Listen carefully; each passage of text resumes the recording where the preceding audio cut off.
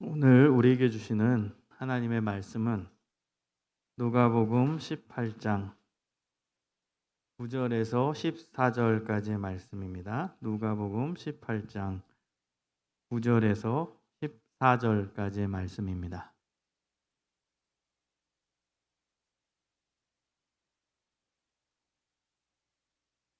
다 찾으셨으면 한 목소리로 읽겠습니다. 시작.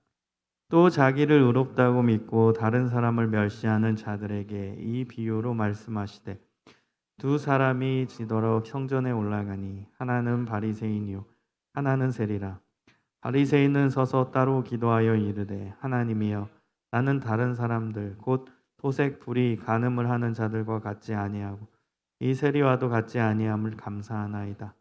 나는 일에 2번씩 금식하고 또 소득의 11조를 드리나이다 하고 세리는 멀리 서서 감히 눈을 들어 하늘을 쳐다보지도 못하고 다만 가슴을 치며 이르되 하나님이여 불쌍히 여기소서 나는 죄인으로소이다 하였느니라.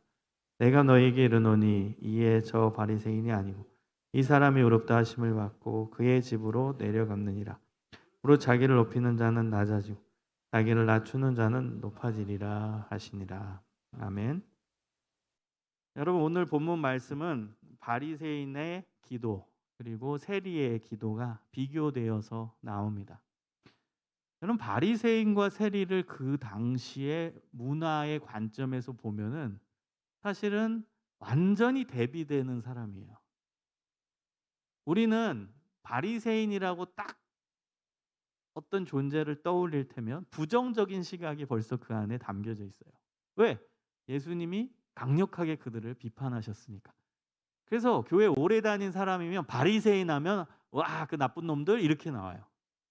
그런데 그 당시에 유다 문화권에서 봤을 때 바리새인은 존중받던 사람, 존경받던 사람, 사람들 앞에서 우러름 받았던 사람, 어른이었어요, 어른. 일반인들은 바리새인을 보면은 고개를 숙였어요. 왜? 우리는 감히 저 바리새인님 옆에 갈 수 없다라고 생각해서 고개가 숙여지고 우러러보고 존경했다는 거예요. 그런 존재였어요. 우리처럼 바리새인 하면 아우 그 나쁜 놈들, 아우 막 그 진짜 예수님이 제일 비판한 인간들 이렇게 우리는 생각하는데 유다 문화권 속에서 그 당시 유다인의 시선으로 봤을 때 바리새인은 사실 굉장히 존경받고 사람들이 부러워했던 대상입니다. 유대 지도층 인사였어요. 반면에 세리는 유다인의 시선, 보통 유대인의 시선에서 봤을 때 그 당시에 가장 천박하고 가장 못되고 가장 죄인이고 가장 손가락질을 받던 존재였습니다. 왜냐하면 세리라는 인간은요 진짜 나쁜 존재예요. 나쁜 사람이에요. 왜냐하면 당시에는 로마가 이스라엘을 지배하고 있었는데 유대인으로서 로마의 앞잡이가 된 사람들이에요. 동료 유대인들의 지갑에서 세금을 털어서 그 돈을 로마에게 갖다 바치고 그리고 그 퍼센테이지로 그 자기 이제 이익을 얻으면서 살아갔던 존재가 세리였어요. 그러니까 유대인의 시선에서 봤을 때 이 세리는 민족의 배신자인 거예요. 우리 일제 시대 경험했잖아요. 일본의 앞잡이들이었어요. 뭐 이완용 같은 인간들이었어요. 우리 민족인데 같은 조선인인데 우리 조선민들을 괴롭히고 일본에 갖다 넘기고 거기서 이제 콩고물을 먹고 살았던 기생충 같은 인간들이었어요. 그게 바로 오늘 본문에 나오는 세리입니다. 여러분 완전 대비되죠? 바리새인과 세리? 완전 다른 두 존재가 나왔는데 오늘 주제는 기도입니다. 자, 바리새인이 기도를 하고 세리가 기도합니다. 여러분이 한번 정확히 분석해 보세요. 바리새인은 어떻게 기도했냐? 11절, 12절을 보면 바리새인의 기도가 나옵니다. 바리새인은 서서 따로 기도하여 이르되 하나님이여 기도합니다. 나는 다른 사람들 곧 토색 불이 간음을 하는 자들과 같지 아니하고 이 세리와도 같지 아니함을 감사하나이다. 우와, 파격적이죠? 기도가 시작부터 파격적이에요. 처음 시작부터 이 바리새인은 기도를 할 때 다른 사람과 함께 어울려서 기도한 게 아니라 따로 분리돼서 다른 공간에서 혼자 서서 기도했다는 거예요. 나는 이 인간들과 같이 있는 거, 섞이는 것조차, 이 안에서 같이 기도하는 것조차 허용할 수 없다는 거예요. 이 죄인들이랑 내가 어떻게 같이 기도해? 나는 따로 기도할 거야 하고 따로 가서 기도했다는 겁니다. 그리고 기도의 첫 번째 내용은 뭐예요? 하나님, 저는 다른 사람과 같지 않습니다. 다른 사람과 같지 않음을 감사합니다. 이런 기도예요. 다른 사람은 죄인들이죠. 그 죄인들은 토색, 불의, 간음, 죄를 짓는다는 거예요. 근데 저는 안 지었습니다. 이것이 이 기도 안에 깔려 있죠. 그리고 그 중에 이제 사람들이 다 손가락질하는 세리를 언급합니다. 세리, 손가락질 당했다고 했잖아요. 그 세리와도 같지 않습니다. 저는 그것이 얼마나 감사한지 모릅니다. 이런 기도래요. 자, 그 다음에 이제 12절을 보면 나는 1회에 2번씩 금식하고 또 소득의 11조를 드립니다. 이제 자기 잘하는 거를 자랑하는 기도를 합니다. 이게 바리새인의 기도였어요. 하나님, 저는요 이거예요. 예배도 잘 드리고 사람들이 제일 하기 힘들어하는 금식 기도도 잘하고요. 그리고요 이 돈도 저는 11조를 꼬박꼬박 내는 돈에도 초월해서 하나님께 영광 돌리는 사람입니다. 돈의 욕심에서 저는 빠져나와서 하나님께 이렇게 11조를 잘 드리는 신실한 사람입니다. 이렇게 기도하는 겁니다. 여러분, 이게 바리새인의 기도의 내용입니다. 특징이 뭐예요? 구별됨이에요. 자기 자신은 다른 사람과 구별된다는 거예요. 이 사람들은 죄인이니까 나는 거기 같이 있을 수 없어. 그래서 따로 나와서 서서 기도합니다. 전제는 뭐예요? 나는 죄인이 아니다입니다. 맞잖아요. 나는 이 사람들과 같지 않다. 그 얘기는 뭐예요? 이 사람들은 죄인이거든요. 그 죄인의 대명사는 세리였고, 근데 나는 그들과 같지 않습니다라고 이 기도 안에 그 내용이 들어가 있어요. 무슨 뜻이에요? 나 바리새인은 하나님 앞에 죄인이 아닙니다. 이 기도예요. 왜 아니냐? 얘기하는 거예요. 저는 뭐 금식도 잘해요. 저는 뭐 소득의 11조도 잘 들어요. 여러분, 이건 가장 어려운 것만 얘기한 거예요. 그 외에 나머지 것도 다 했다는 뜻이죠.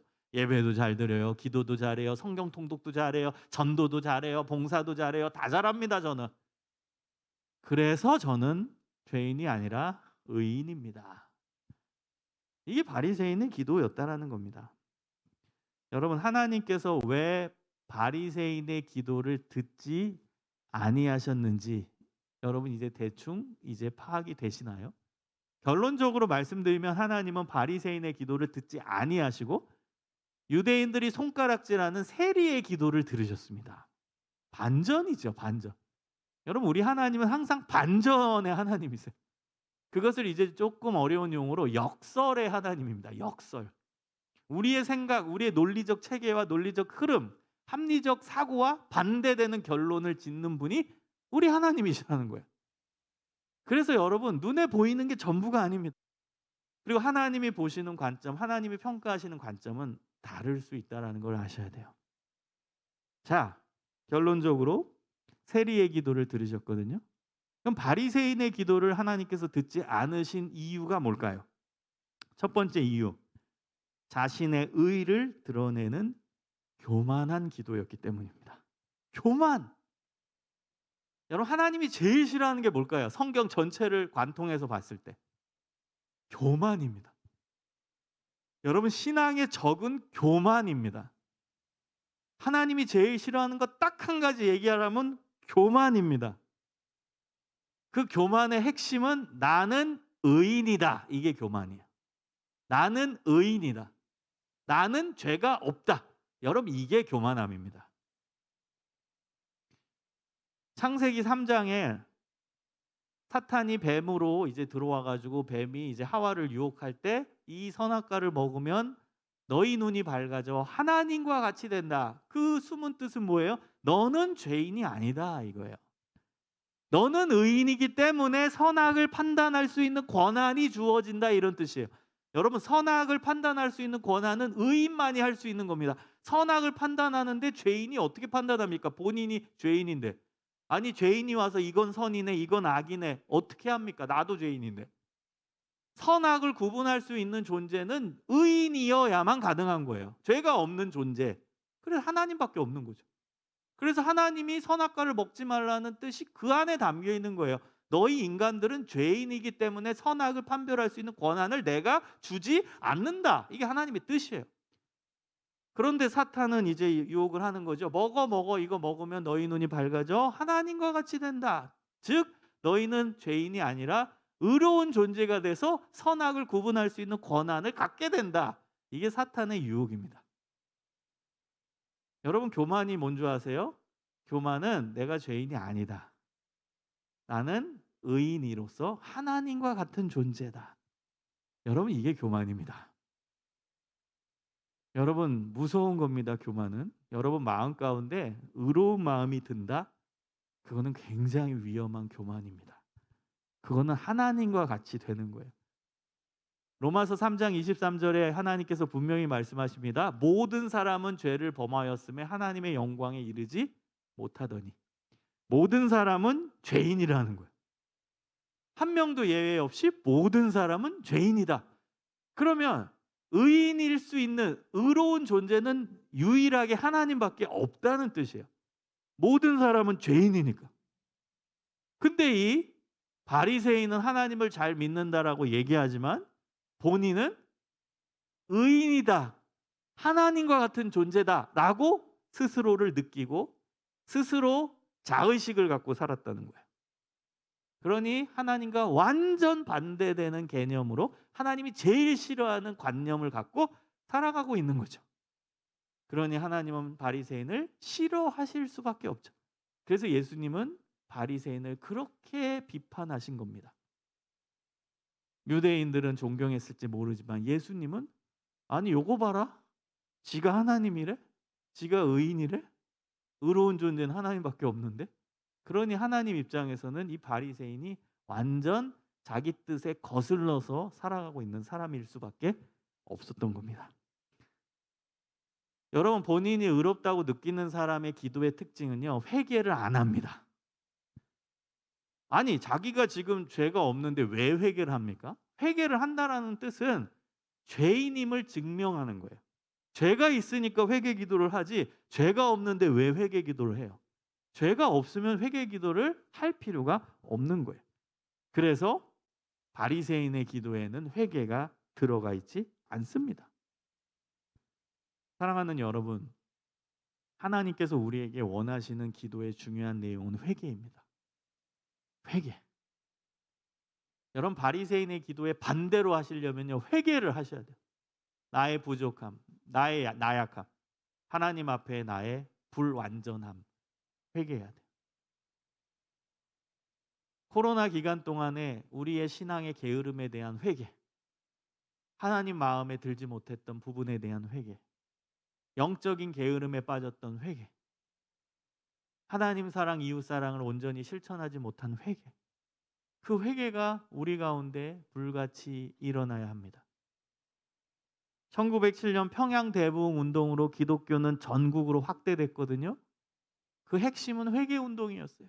회개였어요. 그 회개 운동이 전국적으로 지펴진 거예요. 불이 지펴진 거예요. 그 회개 운동으로 말미암아 기독교의 복음이 전국으로 확대된 겁니다. 1907년. 그래서 기독교 증가 비율을 보면 1907년부터 1915년, 17년까지 기하급수적으로 기독교 신자들이 늘게 돼요. 그리고 나서 1919년에 여러분 알다시피 3.1 운동이 일어나죠. 그래서 3.1 운동의 핵심 되는 주도했던 사람들이 다 우리 크리스찬이었던 거예요. 민족 지도자 33인 중에 절반 이상이 크리스찬이었고. 그게 가능했냐? 평양 대부흥 운동이 기점이었어요. 그때는 기독교가 아주 소수였어요. 그러나 선교사부터 회개 운동을 시작하고 성도들이 회개 운동을 시작하면서 기독교 복음이 전국으로 확대된 겁니다. 크리스찬은 우리 한국 역사, 기독교 역사를 보면 우리 기독교인들이 나라를 구했어요. 우리 기독교인들이 나라가 위기가 처했을 때 앞장섰어요. 그리고 좋은 일을 제일 많이 했어요. 그게 우리나라의 역사입니다. 실제 역사입니다. 과연 우리는 지금 상황에서 국가적 위기, 코로나 위기, 세계적 위기, 그 위기의 시대 가운데 우리 크리스찬들은 뭐 할 겁니까, 여러분? 여기서 회개 운동부터 다시 시작하는 거야. 다시 회개 운동부터 시작하는 겁니다. 여러분, 이제는 회개할 때입니다. 하나님 앞에 철저히 회개할 때입니다. 개인의 회개, 공동체의 회개, 국가적 회개, 세계적 회개, 모든 회개가 우리 안에 있어요. 여러분, 회개는 디테일하면 디테일할수록 좋아요. 하나님이 기뻐하세요. 작은 거라도 회개하세요. 여러분, 감염병 이 위기의 원인을 학자들은 분석하잖아요. 결국 인간의 욕심, 자연을 파괴하고 환경을 파괴하고, 그래서 자연 안에 있어야 되는 바이러스가 다이렉트로 인간에게 온 거 아닙니까? 원래는 박쥐 안에 있어야 되고 다른 돼지 안에 있어야 되고 동물 중간 매체가 있는데 자연을 파괴하니까 자연에 서식하던 바이러스가 바로 인간에게 침투한 게 감염병의 근원적 원인 아닙니까? 이런 것도 회개해야 돼요. 하나님, 우리가 자연 환경을 못했어요. 자연 환경 보호를 못했어요. 자연을 사랑하지 못했어요. 하나님이 주신 자연을. 이런 회개, 거국적인 회개도 있어야 돼요. 공동체적인 회개도 있어야 한다는 거예요. 사랑하는 여러분, 빌립보서 2장 10절에 보면 하늘에 있는 자들과 땅 아래에 있는 자들과 땅 아래에 있는 자들로 모든 무릎을 예수의 이름에 꿇게 하시고 라고 나옵니다. 여러분, 기독교 신앙의 핵심은 회개입니다. 하나님 앞에 무릎을 꿇는 거예요. 무릎을 꿇는다는 거 하나님 잘못했습니다. 예수의 이름 앞에 무릎을 꿇는 겁니다. 예수님 잘못했어요. 용서해 주시고 구원해 주시고 불쌍히 여겨 주시옵소서. 하나님께서 우리에게 주신 특권은 뭐예요? 회개입니다. 여러분, 이게 특별한 권한이라는 거예요. 회개하면 받아주시니까, 회개하면 안아주시니까, 회개하면 예수 그리스도의 이름으로 죄사함을 얻게 해주시니까. 예수님이 분명히 말씀하시죠. 나는 의인을 부르러 온 게 아니다. 죄인을 부르러 왔다. 왜? 죄인에게는 예수님이 필요하니까.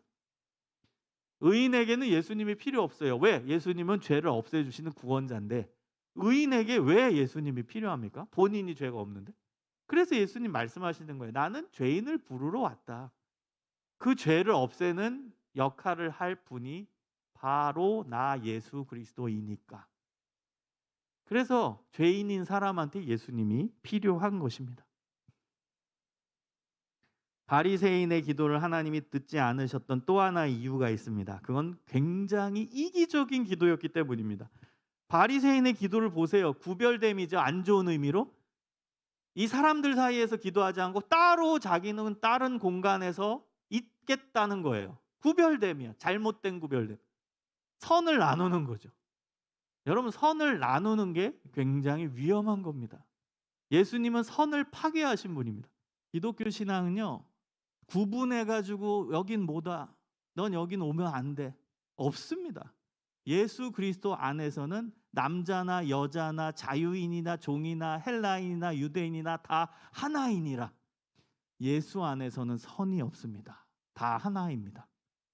다 하나입니다. 그런데 이 바리새인은 선을 긋는 거예요. 난 이들과 못 있어. 따로. 난 다른 공간에 있을 거야.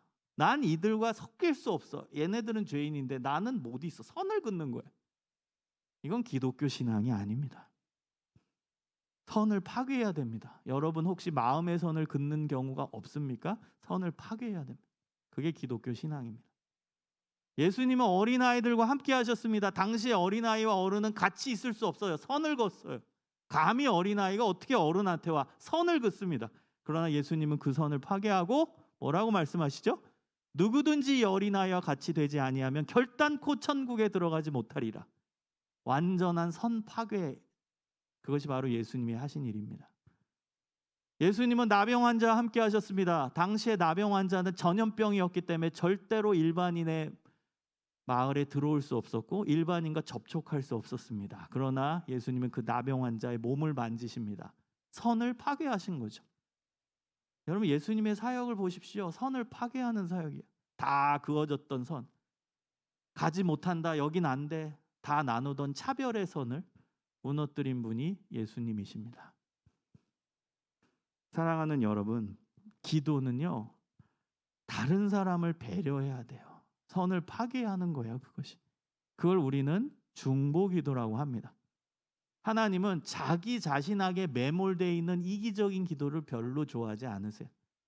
자기 자신의 이익만 누리려 하는 그런 이기적인 기도를 하나님은 별로 원하지 않습니다. 그건 바리새적인 기도입니다. 바리새인은 선을 딱 긋고 저는 이들과 같지 않습니다. 저는 세리와 같지 않습니다. 저는 이렇게 잘했습니다. 선을 긋는 거예요. 그리고 자기의 이익 높아지기 위한 기도를 하는 거예요. 하나님, 저는 이렇게 잘했으니까 뭐예요? 결론적으로는 칭찬해 주세요. 선물 주세요. 복 주세요. 이겁니다. 바리새인이 자기가 잘했다라고 표현한 이유는 잘했다 그냥 만족으로 끝나는 게 아니라 그래서 하나님 저를 인정해 주시고 칭찬해 주시고 선물 주시고 복 주세요. 그 기도를 바리새인은 하는 거예요. 자기 자신만 누리려 하는 기도. 이기적인 기도입니다. 사랑하는 여러분, 하나님이 왜 중보기도를 좋아하시는 줄 아세요? 이기성이 배제되어 있는 이웃을 사랑하는 기도이기 때문입니다. 중보기도는 나를 위한 기도가 아니라 나의 욕심을 채우려는 기도가 아니라 다른 사람을 세워주고 다른 사람의 필요를 채워주는 기도잖아요. 이기성이 배제된 아주 순수한 기도, 이웃사랑을 실천하는 기도이기 때문에 하나님께서는 중보기도를 좋아하시는 거예요. 여러분, 중보기도 많이 하십시오. 하나님이 기뻐하시는 기도입니다. 이웃을 사랑할 수 있는 가장 중요한 실천이 바로 중보기도입니다. 여러분 주변에 있는 사람들 기도하세요.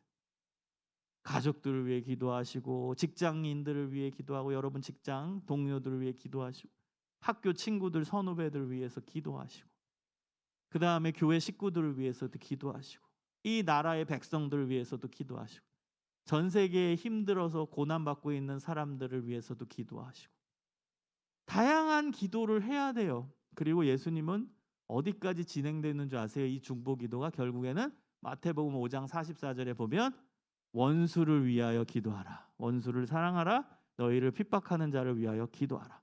무슨 뜻이에요? 원수를 위해 기도하라까지 그 중보기도를 확장하는 것이 이웃사랑의 마침표입니다. 여러분, 원수를 위해 기도한다? 어마어마한 거죠. 그래서 이건 이웃사랑의 마침표예요. 나를 괴롭히고 나를 힘들게 하고 나를 정말 짜증나게 하고 나를 무너뜨리려 하는 그 존재, 그 원수를 위해서 사랑의 마음을 갖고 기도하라. 이게 이웃사랑의 끝, 마지막 종착점이에요. 여러분, 중보기도는 이러해야 돼요. 원수까지도 품고 사랑하는 기도여야 하나님이 가장 좋아하는 중보기도가 된다는 거예요. 나만을 위한 기도에서 다른 사람을 사랑하고 배려하고 그들을 세워주는 기도를 하십시오. 하나님께서 이 기도를 사랑하십니다. 여러분, 바리새인의 기도가 아닌 하나님은 세리의 기도를 칭찬하시고 세리의 편에 서셨습니다. 세리의 기도를 보십시오. 세리는 어떻게 기도했는지 13절에 보면 세리는 멀리 서서 감히 눈을 들어 하늘을 쳐다보지도 못하고 다만 가슴을 치며 이르되 하나님이여 불쌍히 여기소서 나는 죄인이로소이다. 이것이 세리의 기도였어요. 세리의 기도는 자신이 죄인임을 인정하는 철저히 하나님 앞에 겸손한 기도였어요. 자신은 감히 하나님께 기도할 수조차 없는 죄인이라고 고백하는 기도였어요. 두 번째, 자신은 아무것도 아니니 하나님 도와주세요. 하나님의 도우심과 은혜를 갈급하는 기도였어요. 그리고 셋째, 가슴을 치며 자신을 불쌍히 여겨달라고 간절히 기도했던 기도였습니다. 하나님께만 집중하고 하나님께만 의지했던 간절한 기도가 세리의 기도였어요. 이게 우리의 기도여야 한다라는 거예요. 하나님 앞에 철저히 자신은 죄인임을 고백하며 겸손한 마음으로 기도하는. 그리고 하나님, 나는 아무것도 아니니까 하나님 저를 도와주세요. 하나님이 아니시면 저는 살아갈 수 없사오니 은혜를 베풀어 주소서. 이것이 우리의 기도여야 하고, 가슴을 치며 자신을 불쌍히 여겨달라 간절히 하나님께 호소하는 간절함이 담겨진 기도여야 합니다. 그 기도를 하나님께서 기뻐하십니다. 사랑하는 여러분, 우리가 하나님 앞에 어떻게 완벽해질 수 있겠습니까? 하나님 앞에 어떻게 의로워질 수 있겠습니까? 우리는 죄인입니다. 우리의 부족함을 하나님께 토로하고 하나님께 우리의 부족함을 내려놓고 하나님 도와주세요. 손잡아 주세요. 하나님 아니시면 저는 살아갈 수 없습니다. 하나님 없이는 저는 아무것도 할 수 없습니다. 하나님 없으면 저는 서 있을 수 없고 살아갈 수 없고 일할 수 없고 아무것도 할 수 없는 부족한 사람입니다. 입술의 고백이 아니라 우리의 전 인격적인 고백이 있을 때 하나님은 그 사람의 손을 잡아주는 거예요. 여러분, 예레미야를 하나님께서 부르셔서 너 내일 할래? 내 일을 좀 해라 했을 때 뭐라고 얘기하죠? 저는 아이입니다. 아이래요. 예레미야가 진짜 아이였어요? 어린애였어요? 아니에요. 자신의 부족함을 토로하는 거예요. 저는 못한다고요. 근데 하나님은 그 사람을 택하셔요. 이스라엘의 첫 번째 왕 사울을 선택했을 때 저는 아닙니다, 하나님. 저는 작은 가문 출신 사람인데 어떻게 제가 왕이 됩니까? 못합니다. 징칸 뒤에 숨었던 사람이 사울입니다. 근데 하나님은 그런 사람을 왕으로 세우십니다. 여러분, 하나님의 기준을 아시겠습니까? 하나님이 뭘 원하시는지? 다 그래요. 모세도 그렇죠? 모세를 부르셔가지고 이제 가라. 내 백성을 애굽에서 이끌어 나와라 했더니 모세가 예, 감사합니다. 제가 하겠습니다. 이래요? 하나님, 저는 말을 못하는 사람입니다. 이래요. 모세가 말 못했나요? 말하죠. 그런데도 그렇게 표현해요. 저는 말 주변이 없어요. 아니 애굽의 바로 왕한테 가서 내 백성을 보내라. 어떻게 권위 있게 제가 말을 할 수 있겠습니까? 저는 덜덜덜 떨어서 못합니다. 저는 말할 줄 모르는 자입니다. 이렇게 얘기해요. 여러분, 이제 하나님이 뭘 우리에게 원하시는지 아셨나요? 아셨기를 소망합니다.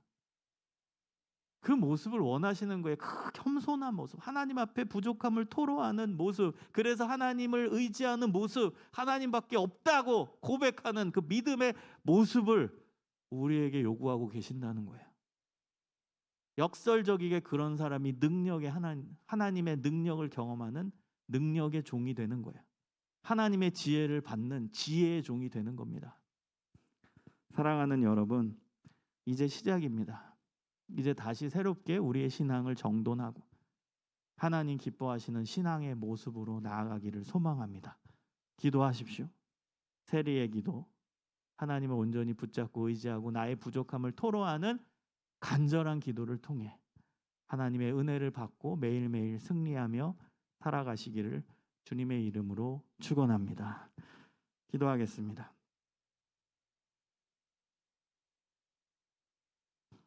오늘 말씀을 기억하면서 하나님 기뻐하시는 사람으로 살아가겠습니다. 우리의 부족함을 주님 앞에 내려놓고 우린 부족하오니 전능하신 하나님의 능력을 붙잡고 신실하게 살아가겠습니다. 철저하게 겸손하게, 철저하게 하나님 앞에 낮아진 모습으로 살아가겠습니다. 우리의 삶을 인도하여 주옵소서. 다 같이 간절히 기도하겠습니다.